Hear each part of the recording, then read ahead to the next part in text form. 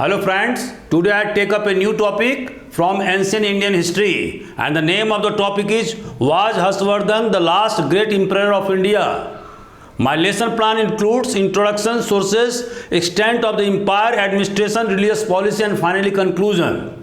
I shall stick to this point to cover my topic. So now let us start the proceedings.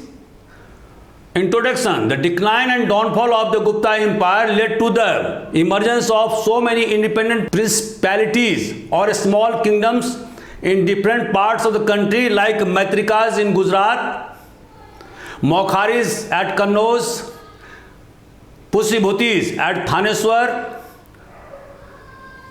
kingdoms at northeastern Bengal called Samtata, Kamrup in Assam.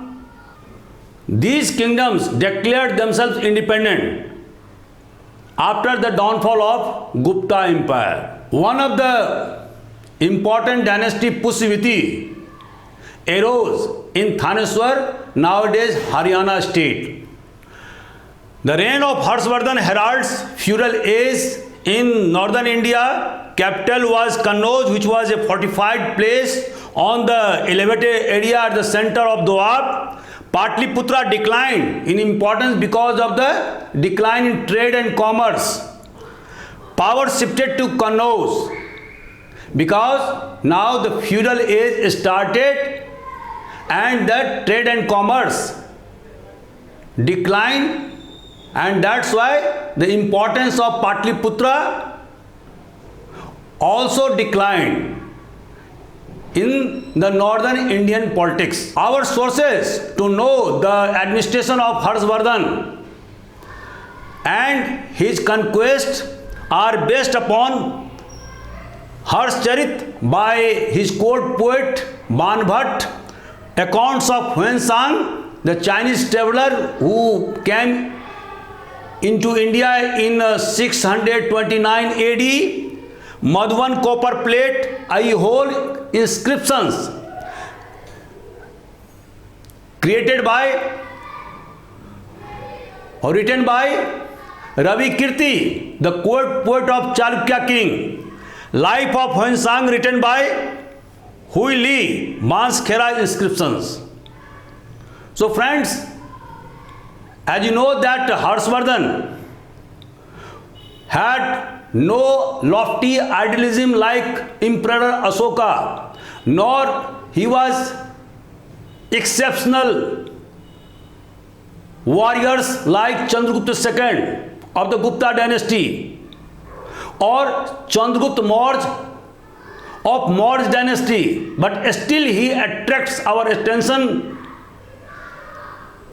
and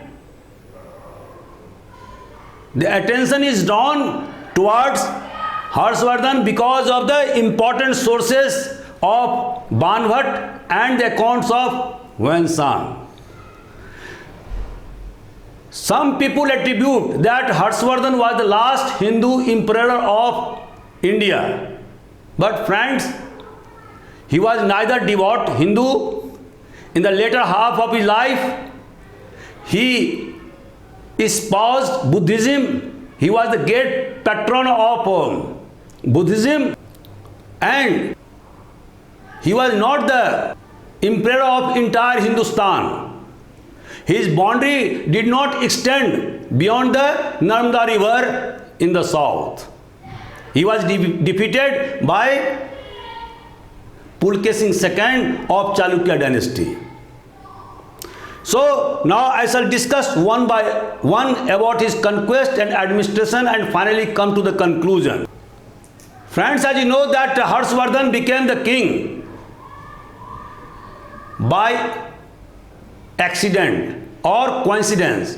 Why? Because his brother Rajvardhan, who was anointed the king of Pusibhuti dynasty at Thaneswar after the demise of his father Prabhakar Vardhan, Rajvardhan was killed by the conspiracy hatched by Gauda king Sasank king and Devgupta of Malwa. Earlier, Devgupta of Malwa killed the Mokhari king Gravarman, who was also the brother-in-law of Harshvardhan. So, because of the death of the Rajvardhan and his brother-in-law Gravarman, he anointed himself as the king of Thaneswar and then marched towards Kannauj to save his sister, who was about to kill herself. So, Harshvardhan finally defeated Devgupta of Malwa and Gauda king Sasank, and then combined two kingdoms, Kannauj and Pushbhuti, and declared himself the king of both the kingdoms.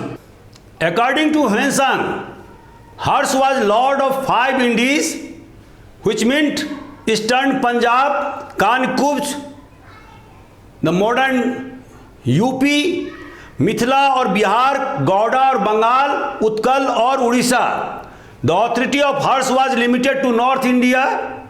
Kashmir was not the part of Harsha's empire. Rajasthan, Punjab, UP, Bihar, Odisha were under his direct control. Peripheral state acknowledged his sovereignty after the defeat of Sasank in 619 AD, who was a devout sage and who felled the Bodhi tree in Bodh Gaya. His empire extended to Bengal also, and there was no challenger from Bengal against Harsha. Harsha annexed the entire Bengal after the death of Sasank. He also defeated Pallavi, Sindh and a small kingdoms of Rajputanas, extracted tributes from them, but they were not annexed into his empire. They were forced to give him annual tribute. But Harsh had setback. When he wanted to cross Narmada river, he had to fight against the great Chalukya king Pulkesin II. And he was finally defeated, and so he made a truce with Pulkesin II, and thereby the Narmada river became the boundary line between the empire of Chalukya king and the empire of Harshvardhan.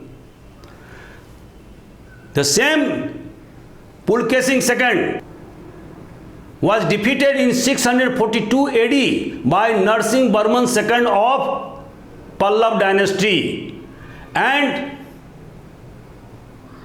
thereafter conquered even the capital of Chalukya, Badami, modern day Badami. Earlier it was called Batapi, and took the title of Batapi Konta, means conqueror of Batapi, for 15 years.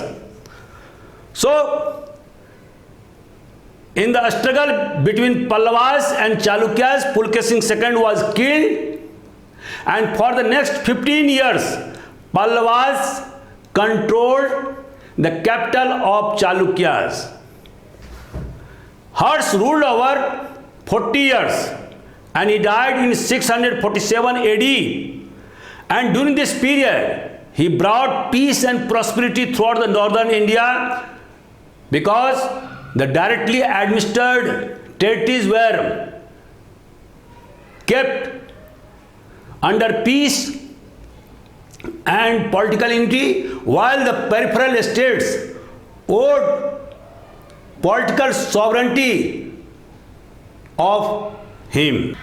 Administration. Harsh governed his empire on the pattern of the Gupta Empire. The emperor was the center of the state. All powers emanated from him. He was supported by high officers like Commander-in-Chief of the army, who was called Mahabaladhitkrit, and officer of war and peace, Mahasandhi Vigrah Krit, and so many officers Again, the empire, the directly administered empire, was divided into so many provinces called bhuktis, and these bhuktis were headed by Uparika.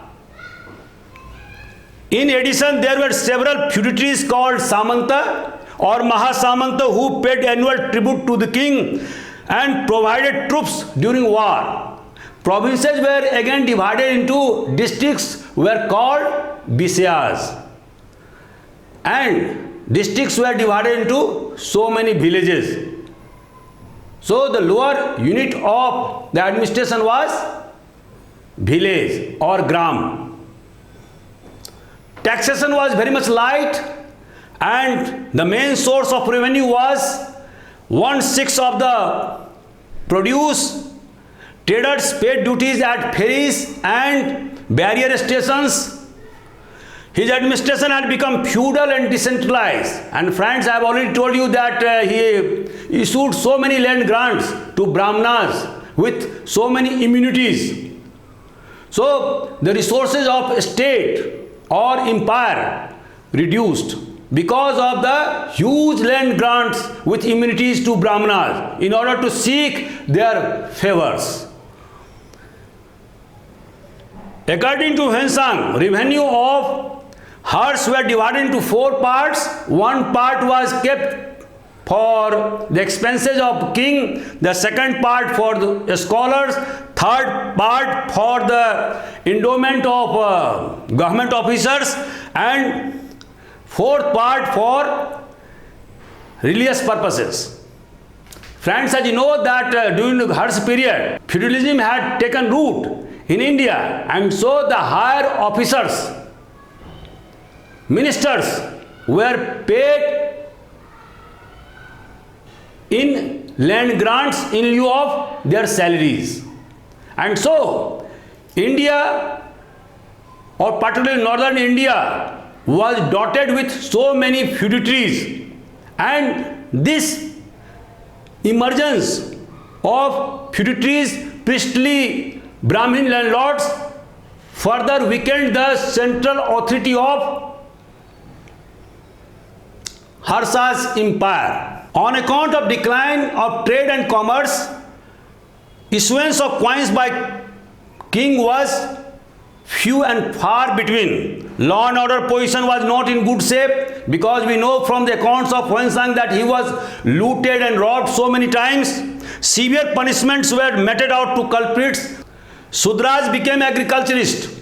Because of the expansion of cultivable lands on account of land grants to Brahmanas in tribal areas, proliferation of untouchables and rigidity of caste system further strengthened in our society.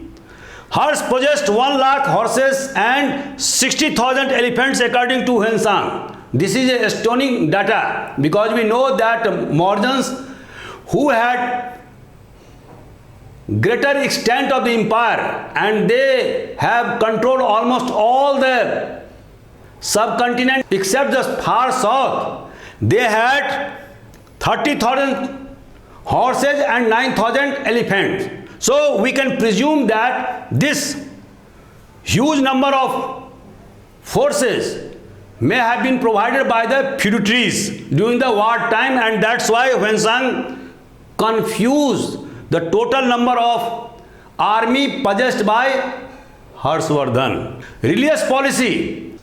Earlier, Harshvardhan was a devout sage. Later on, he was converted to Buddhism and became great patron of Buddhism. He called great assembly at Kannauj to publicize the doctrine of Mahayana Buddhism. Friends, as you know that after Kanishka, when 4th Buddhist Council was convened in Kashmir, Buddhism was divided into 2 important sects called Mahayana and Hinayan. So this great assembly was convened to propagate the principles of Mahayana Buddhism, led by Huansang. Huansang chaired this assembly, and he challenged scholars to refute his principles of Mahayana Buddhism. The assembly was attended by Huensang along with the Bhaskar Burman, the king of Kamrup, and more than 20 kings of northern India. When Harsh came to know the conspiracy to kill Huensang, Harsh arrested 500 Brahmanas and banished others. He used to convene assembly at Prayag at every 5 years. Discourses took place for many days and Harsh donated to Brahmanas and Buddhist monks. Conclusion: Harshvardhan was not the last Hindu ruler or emperor of ancient India. His empire was very much restricted. The directly administered areas were not so much as we find during the Mauryan and Gupta period. However, his sphere of influence was very much extended throughout northern India. His reign was marked by feudalism and decentralization of power, and that's why we see that after the death of Harshvardhan, his empire was destroyed as the pack of cards.